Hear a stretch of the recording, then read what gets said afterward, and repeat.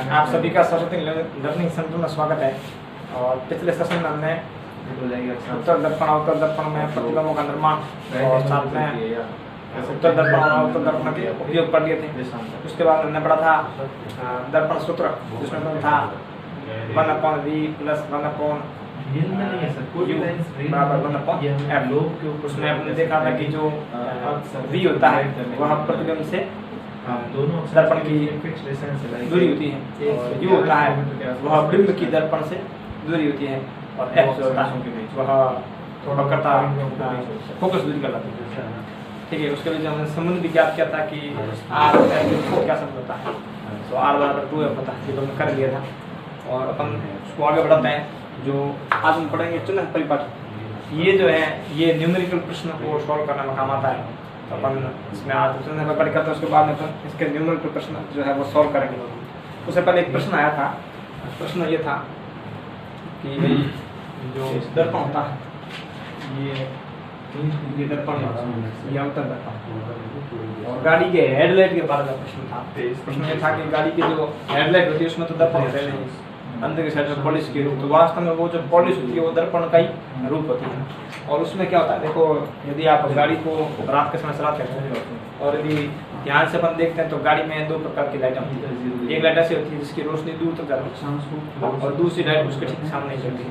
तो जिसकी रोशनी दूर तक जाती है ना, उसका जो बल्ब होता है, उस हेडलाइट का जो बल्ब होता है, वह हेडलाइट का जो बल्ब होता है वह उसके फोकस पर रखा होता है। इस प्रकार ये समझ लीजिए, ये कोई दर्पण है जो गाड़ी की हेडलाइट में लगा हुआ है, और हम इसको ऐसे बना सकते हैं। ये गाड़ी की हेडलाइट है, ठीक है, और उसका एक जो बल्ब है वो उस प्रकार यहाँ लगा हुआ है, और वो लगा हुआ है F पर। इसमें ये तंतु है, फिलामेंट है यहाँ,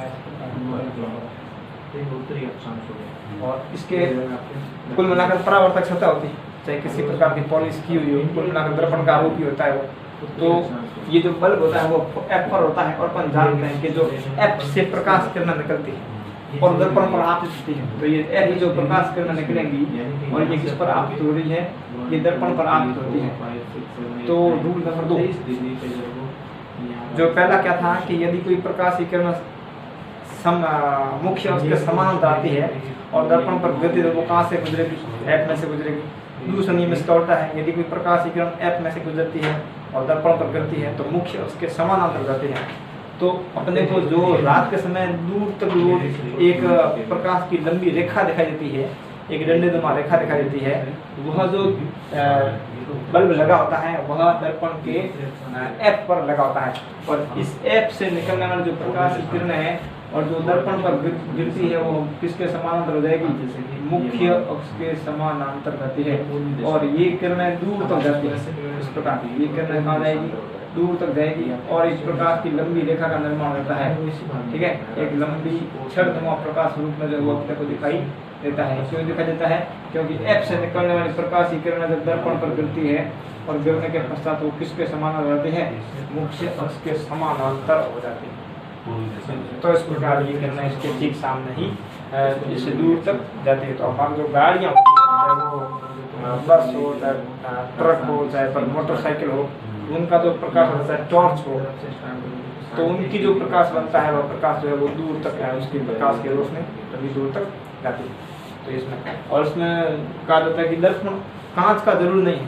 अपने को ध्यान में ये रखना है कि उसका जो परावर्तक पक्ष होता है वह प्रकाश को परावर्तन करने वाला होना चाहिए, कोई जरूर नहीं है कि वो कांच का गिलास का ही बना हुआ हो। ठीक है, अपन बात आगे बढ़ाते हैं। पहले बात करते हैं अवतल दर्पण में किस प्रकार की चिन्ह परिपाटी रहेगी, और फिर उत्तर दर्पण में किस प्रकार रहेगी। ये है उत्तर,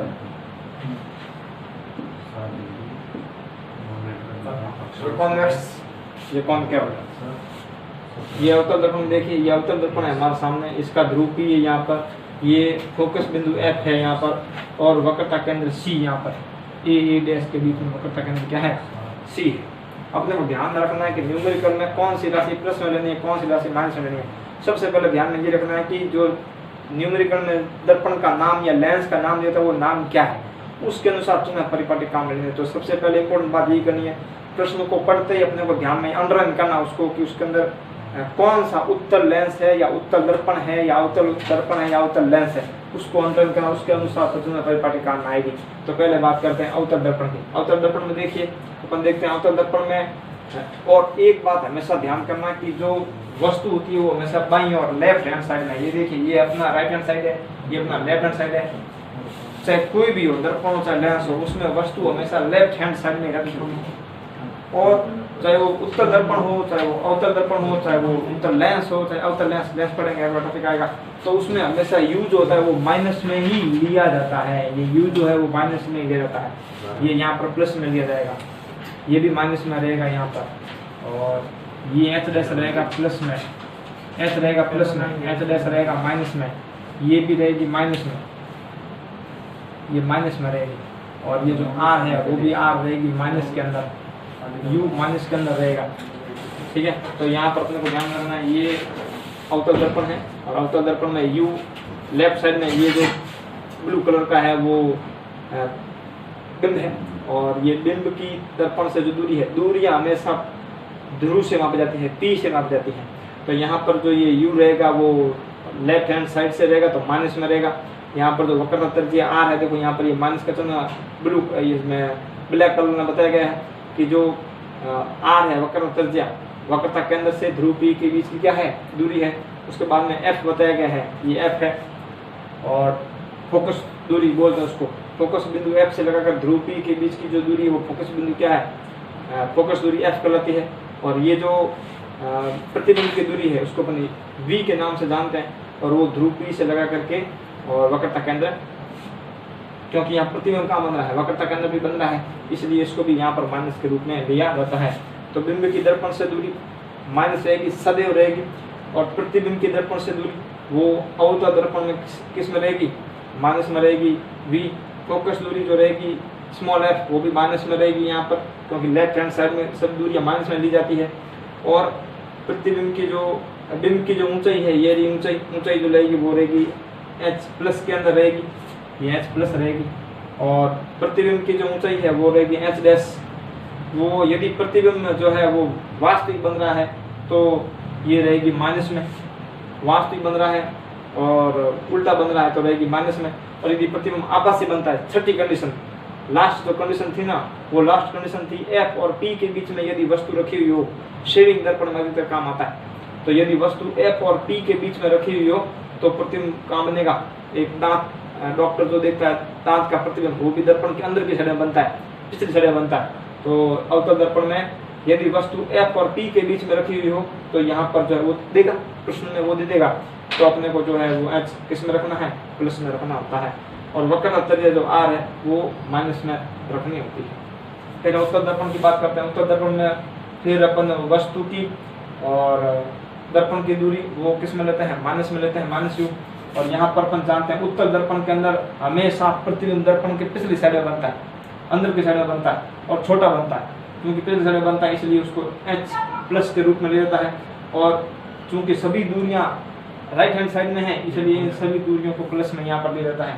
तो यहाँ पर एफ प्लस में रहेगा, आर प्लस में रहेगा, और वी जो है दर्पण से प्रतिबिंब की दूरी वो भी किस में रहेगी, प्लस में रहेगी। तो ये चिन्ह परिपाटी है। इसके अनुसार अपन जो है वो समस्याओं को, आंकिक प्रश्नों को जो है वो सॉल्व करता है। तो अगले सेशन में अपन आंकिक प्रश्नों को जो है वो सॉल्व करें।